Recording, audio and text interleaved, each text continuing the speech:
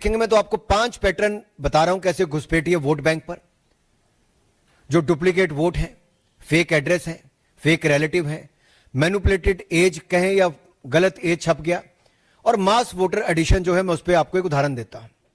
नमस्कार मित्रों, आप इनको तो पहचानते ही हैं। पूर्व केंद्रीय मंत्री अनुराग ठाकुर हैं और अनुराग ठाकुर अपने इस प्रेस कॉन्फ्रेंस में लगभग वही बातें कर रहे हैं जो राहुल गांधी कुछ दिन पहले प्रेस कॉन्फ्रेंस करके कह रहे थे। यह है चोरी।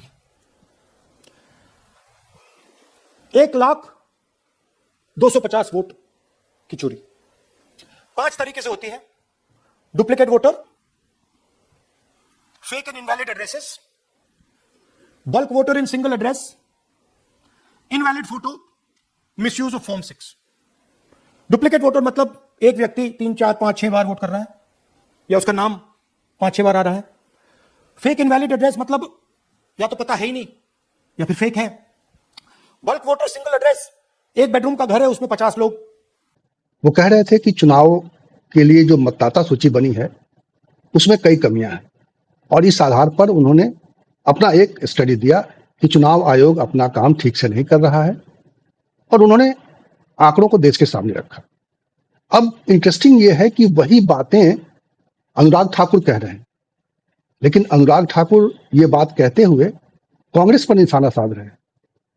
उन्होंने कांग्रेस के कुछ संसदीय क्षेत्रों के आंकड़े अपने प्रेस कॉन्फ्रेंस में जारी किए और ये कहा कि कांग्रेस इन गड़बड़ियों की वजह से चुनाव जीती है और वो राहुल गांधी, प्रियंका गांधी और तमाम जो विरोधी दल के नेता हैं उनके चुनावों पर सवाल उठा रहे हैं। डुप्लीकेट वोट का देखिए आप, रायबरेली नाम तो सुना होगा आपने, राहुल जी ने भी सुना होगा। रायबरेली में मोहम्मद कैफ खान, बूथ नंबर 83, 151, 218, सब जगह इनका नाम है, नाम सेम है, बस बाप का नाम भी सेम है, लेकिन वोट 3 पोलिंग बूथों पे बना हुआ है, 83, 151, 218 में। अगला देखिए fake address, 47 voter ID Diamond Harbour में। अभिषेक बनर्जी जी, डायमंड हार्बर में 47 वोटर आईडी हाउस नंबर 189 के पोलिंग बूथ 131 पर रजिस्टर हुए हैं। ये रायबरेली में हुए हैं जो 47 वोटर आईडी, और डायमंड हार्बर में मल्टीपल रिलीजन के एक ही घर नंबर 0011 पे बूथ नंबर 103 पे फाल्टा असेंबली में डायमंड हार्बर जो लोकसभा है वहां पे रजिस्टर हुए।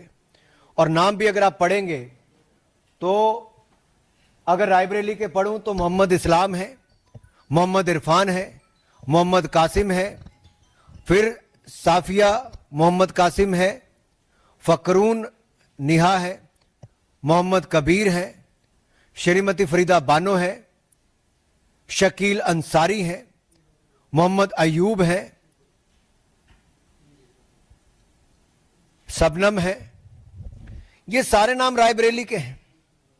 राहुल जी को कभी ये नाम नहीं दिखे, सोनिया जी को कभी ये नाम नहीं दिखे कि 47 वोटर आईडी एक ही घर पे कैसे आए। राहुल जी, आप तो कई सालों से वहां पे वोट मांग रहे हो।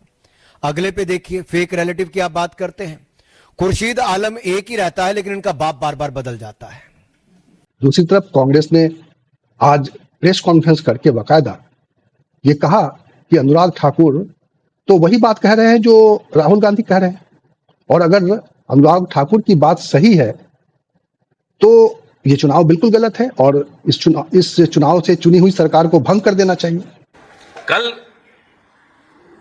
जो प्रेस वार्ता हुई उससे साबित हो गया कि पिछला लोकसभा चुनाव फर्जी वोट्स के आधार पर फर्जी वोटर लिस्ट के आधार पर हुआ था।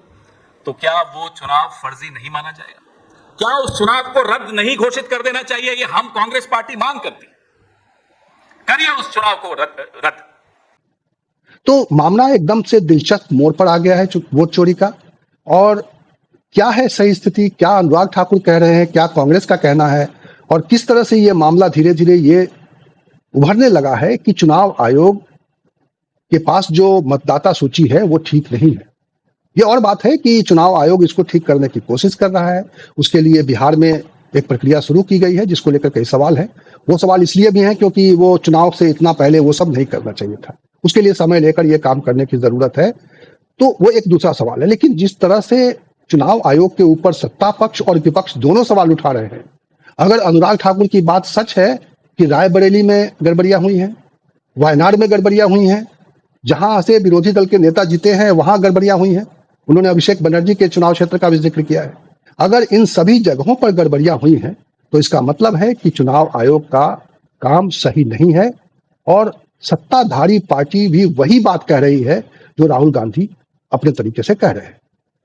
मैं इस वीडियो में आपके सामने दोनों की बात को, जो अनुराग ठाकुर कह रहे हैं उनके जो तर्क हैं वो भी आप देख लीजिए, और उनके इस सवाल उठाने पर कांग्रेस ने, पवन खेरा ने जो प्रेस कॉन्फ्रेंस में कहा वो भी आप सुन लीजिए।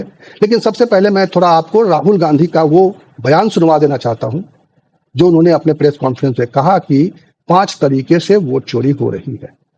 डुप्लीकेट वोटर मतलब एक व्यक्ति 3, 4, 5, 6 बार वोट कर रहा है या उसका नाम 5, 6 बार आ रहा है। फेक इनवैलिड एड्रेस मतलब या तो पता है ही नहीं या फिर फेक है। बल्क वोटर सिंगल एड्रेस, एक बेडरूम का घर है उसमें 50 लोग का एड्रेस है और जब हम वहां जाते हैं वहां लोग ही नहीं है, वोटर ही नहीं है। इनवैलिड फोटो या फोटो है ही नहीं या फोटो इतनी छोटी है कि उसको पहचाना नहीं जा सकता। और finally misuse of form 6। Form 6 नए वोटर्स के लिए होती है, जो 18 साल का होता है, पिछले इलेक्शन में जिसने वोट नहीं किया उसके लिए होती है। मतलब 18 से 22-23 की एज होनी चाहिए उसकी। अनुराग ठाकुर भी वही कहने की कोशिश कर रहे हैं। मास वोटर एडिशन की बात करूं, 301/1724 में से 301 बूथ में डायमंड हार्बर में 15% वृद्धि हुई है पिछले 4 सालों में, और सारे टीएमसी ने जीते हैं। वे बल्क एडिशन है भाई। फाल्टा में 17, डायमंड हार्बर में 35, विष्णुपुर में 92, महसताला में 89, बजबज में 32। अभिषेक बनर्जी जी कहां हो आप? देखिए क्या हो रहा डायमंड हार्बर में, चेक करिए, वहां पे सरकार भी आपकी है, बीएलओ भी आपके हैं, बीएलए भी आपके हैं। तो क्या आप चुनाव इसीलिए जीत रहे हो? ये जो फर्जी वोट एडिशन क्या आपके अनुसार हो रही है? तो अब सवाल यह है कि क्या अनुराग ठाकुर जो कह रहे हैं, क्या ये सब सांसदों के हक में है या सांसदों के अधिकार क्षेत्र में है? क्या सांसद अपने क्षेत्र में वोटर तय करते हैं? क्या सांसद इन वोटर लिस्ट पर सब कुछ नियंत्रण रखना उनका काम है? दरअसल जो चुनाव आयोग की गड़बड़ियां हैं वो अनुराग ठाकुर पार्टियों की गड़बड़ियां बता रहे हैं, कांग्रेस की गड़बड़ी बता रहे हैं, तृणमूल कांग्रेस की गड़बड़ी बता रहे हैं, समाजवादी पार्टी की गड़बड़ी बता रहे हैं। तो जो प्रेस कॉन्फ्रेंस की अनुराग ठाकुर ने और ये बताने और ये जताने की कोशिश की कि फर्जी वोटों के आधार पर विपक्षी दल के नेता जीत कर आ रहे हैं, तो ये बड़ा मामला दिलचस्प हो गया। और सबसे ज्यादा दिलचस्प यह है कि जो विपक्ष के नेता हैं वो ये कह रहे हैं कि सत्ता पक्ष के लोग फर्जी वोटों के आधार पर जीत कर आ रहे हैं, और जो सत्ता पक्ष के लोग हैं वो ये कह रहे हैं कि विपक्ष के लोग ऐसा कर रहे हैं। अब ये बड़ा दिलचस्प है कि चुनाव आयोग दोनों ही दलों, दोनों ही पक्षों के लिए सवालों के घेरे में है। तो क्या चुनाव आयोग को चुप रहना चाहिए? आपको मालूम है कि जो पूर्व चुनाव आयुक्त के रूप में काम कर चुके हैं बहुत सारे लोग अब ये सवाल उठा रहे हैं कि जब ऐसी परिस्थिति पैदा हो गई है, जब चुनाव आयोग की पूरे सिस्टम पर सवाल उठ रहे हैं, तो चुनाव आयोग को किसी का एफिडेविट मांगने की बजाय खुद सामने आना चाहिए और लोगों के सामने अपनी बात रखनी चाहिए। और जो तरीका है, जो अगर गड़बड़ियां हैं, पहले गड़बड़ियां हुई हैं, तो उसको लोगों के सामने रखना चाहिए ताकि चुनाव आयोग को लेकर लोगों में जो भरोसा बना हुआ था अभी तक, अभी तो नहीं है क्योंकि अभी कई सवाल उठे हैं और आप देख रहे हैं कि सत्ता पक्ष हो या विपक्ष हो, दोनों सवाल उठा रहे हैं। तो चुनाव आयोग को ऐसे में सामने आकर अपनी बात रखनी चाहिए। बहरहाल मैं आपसे गुजारिश करूंगा कि आप इस पूरे कव्वाली को, जो सियासी कव्वाली है, जो सत्ता पक्ष और विपक्ष खेल रहा है, और इन दोनों कव्वाली के बीच में सबसे ज्यादा निशाना पर अगर है तो चुनाव आयोग है, चुनाव आयोग का पूरा सिस्टम है, चुनाव आयोग के अधिकारी हैं, और मुख्य चुनाव आयुक्त जो अभी हाल के दिनों में जिन्होंने चुनाव कराए हैं, 2024 में कराए हैं या उसके पहले विधानसभाओं के चुनाव हुए हैं, उन सारे चुनाव को लेकर सवाल है कि अगर उन्हीं वोटर लिस्ट के आधार पर ये सब चुनाव हुए हैं तो क्या ये चुनाव सचमुच वाजिब है? क्या इन चुनावों के आधार पर सरकार बननी चाहिए? क्या जो सरकार बनी है वो गैर वाजिब नहीं है, जैसा कि कांग्रेस सवाल उठा रही है? अनुराग ठाकुर को प्रेस कॉन्फ्रेंस करे हुए अब 24 घंटे होने वाले हैं थोड़ी देर में। बताइए नोटिस आया हो तो।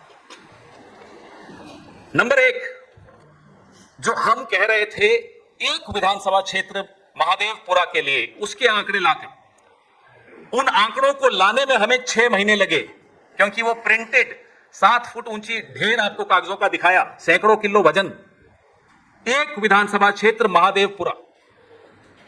6 महीने लगे कांग्रेस पार्टी को, क्योंकि इलेक्ट्रॉनिक वोटर लिस्ट हमें नहीं दी गई। अनुराग ठाकुर बीजेपी के सांसद 6 लोकसभा क्षेत्रों का 6 दिन में सारे आंकड़े उनको मिल गए। बताइए कैसे मिले? हमारा सवाल है, हमारा सवाल चुनाव आयोग से भी है, हमारा सवाल बीजेपी से भी है। जब ये आंकड़े हैं आपके पास, जब इलेक्ट्रॉनिक वोटर लिस्ट है आपके पास, तो कांग्रेस को क्यों नहीं मिलती, विपक्ष को क्यों नहीं मिलती? अचानक कैसे मिल गई? हमें एक विधानसभा क्षेत्र के 50 बूथ के आंकड़े पढ़ के समझने में, पूरा आपके सामने प्रेजेंटेशन बनाने में 6 महीने लगे। 6 दिन में 6 लोकसभा क्षेत्रों के आंकड़े में बार बार दोहरा रहा हूं, क्योंकि बहुत महत्वपूर्ण बिंदु है। इनको कैसे मिले? मतलब है चुनाव आयोग के पास, मतलब बीजेपी के पास है, विपक्ष के लिए नहीं है, जनता के लिए नहीं है, मीडिया के लिए नहीं है, सिर्फ और सिर्फ सत्तारूढ़ दल के लिए है। और मैं आपको आगे ये 6 चेहरे आप देख लीजिए, इनके लोकसभा के नाम देख लीजिए। वायनाड, रायबरेली, डायमंड हार्बर, कन्नौज, मैनपुरी, कोलाथुर विधानसभा, 5 लोकसभा 1 विधानसभा। अब इनमें देखिए किया क्या है।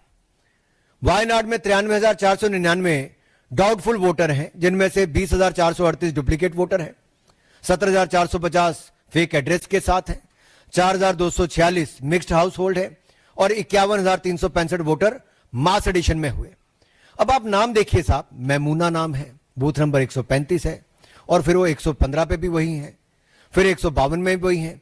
विधानसभा 1 है इरानाड, लेकिन पोलिंग बूथ 135, 115, 152 में मैमूना बार बार वोटर बन जाती हैं, लेकिन राहुल जी प्रियंका जी को पता नहीं चलता, क्योंकि उनको चुनाव जिताती हैं।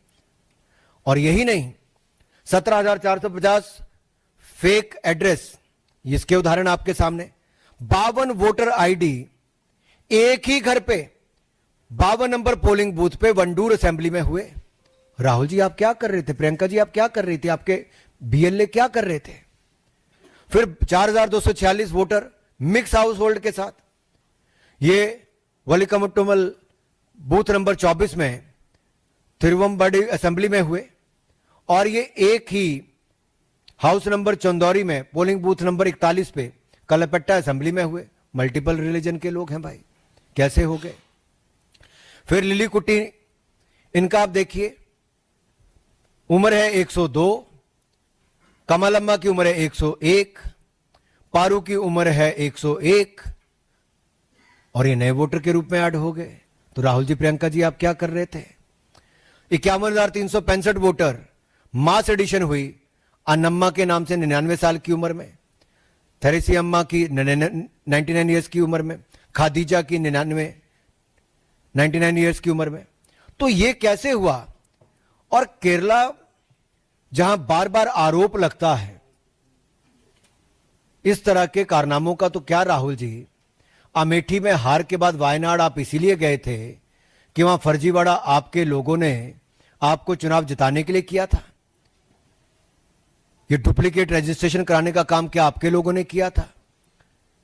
और यूडीएफ एलडीएफ ने जो इस्लामिक रेडिकलाइजेशन का काम किया है, और जिसको भारतीय जनता पार्टी वहां पे बार बार चुनौती देती है, और आप वहां पे फर्जी वोट क्या बनाने का काम करते हो आप लोग? प्रियंका जी अब तो आपको गिफ्ट दिए, गिफ्ट तो नहीं मैं बोलूंगा, लेकिन राहुल जी ने सीट छोड़ी तो आपको चुनाव लड़ने का मौका वहां पे मिला। तो क्या आप वहां से इस्तीफा दोगे? जो कल से विपक्ष कहता है इस्तीफा दो, तो क्या ये इस्तीफा देंगे? प्रियंका गांधी वाड्रा जी के लोकसभा क्षेत्र के लिए अनुराग ठाकुर जी हंसते हुए उछलते हुए बोलते, देखिए 93,000 फर्जी वोट। भाई थोड़ा सोच लेते बोलने से पहले, जीती कितने वोटों से है? 4,10,000 वोटों से जीती हैं। 93,000 फर्जी बता रहे हैं। मैं बता दूं आपको, बीजेपी को वहां 1 लाख वोट मिले, हम भी हैरान है कैसे मिल गए, कल उसका भी जवाब मिल गया। 93,000 फर्जी हैं। मान लो ये फर्जी वोट वायनाड में नहीं होते तो प्रियंका गांधी जी 5 लाख वोट से जीतती। हम तो यही मानेंगे। अब आ जाइए रायबरेली में, वहां के भी कुछ आंकड़े इन्होंने दिए। मान लो वहां भी फर्जी वोट नहीं होते तो राहुल गांधी 5 लाख वोट से जीतते। हम वाराणसी का इलेक्ट्रॉनिक वोटर लिस्ट की मांग कर रहे हैं। सबको यकीन हो जाएगा, हमें तो है, लेकिन कुछ लोग अभी भी बचे हैं जिनके मन में संशय है, उन्हें भी यकीन हो जाएगा कि एक बूस्टर डोज मिला था प्रधानमंत्री को। काउंटिंग के दिन आधे दिन तक प्रधानमंत्री हार रहे थे। नरेंद्र मोदी वाराणसी से चुनाव हार रहे थे, गंगा पुत्रों ने उनका इलाज कर दिया था, लेकिन एक बूस्टर डोज फर्जी वोटर्स का मिल गया। 150 मिनट तक काउंटिंग का कुछ भरोसा नहीं मालूम पड़ रहा था, कहीं सब कोई आंकड़े नहीं आ रहे थे। अचानक वापस से आंकड़े शुरू हुए और प्रधानमंत्री जीत की ओर अग्रसर हो गए। 1 लाख वोटों से जीते। अगर ये आंकड़े हमारे पास आ जाते हैं, इलेक्ट्रॉनिक वोटर लिस्ट हमारे पास आ जाती है वाराणसी की, ये साबित हो जाएगा कि प्रधानमंत्री भी गद्दी को चुरा कर बैठे हैं। चोरी की कुर्सी है, वोट चुराया, चुनाव चुराया, कुर्सी चुराई। ये 3 चोरियां इस प्रधानमंत्री ने की हैं और कल ये अनुराग ठाकुर ने खुद साबित कर दिया। अब तक तो हम पर सवाल उठाए जाते थे, अरे साहब आपको तो संस्थाओं पर भरोसा नहीं है, राहुल गांधी तो संस्थाओं पर भरोसा नहीं करता। तो अनुराग ठाकुर क्या संस्थाओं पर भरोसा कर रहे थे कल? बीजेपी बोले तो बोले देखो साहब कितना अच्छा खुलासा कर दिया, वायनाड का खुलासा हो गया, रायबरेली का खुलासा हो गया, कन्नौज का खुलासा हो गया, डायमंड हार्बर का खुलासा हो गया।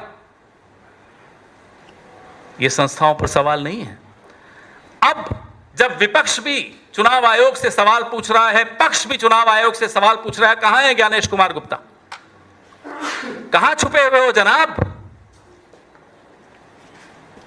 इनसे पहले भी एक थे, अपने आप को एक अजीम शायर मानते थे, पता नहीं कहां है, गायब। राजीव कुमार, पता ही नहीं, कोई कहता है माल्टा चले गए, मैं नहीं मानता माल्टा गए, कहीं वोट बना दिया होगा किसी कॉन्स्टिट्यूएंसी में, हो सकता है कॉन्स्टिट्यूशन क्लब की वोटर लिस्ट में भी उनका नाम हो। जिस तरह से चुनाव आयोग चल रहा है अब आपके सामने,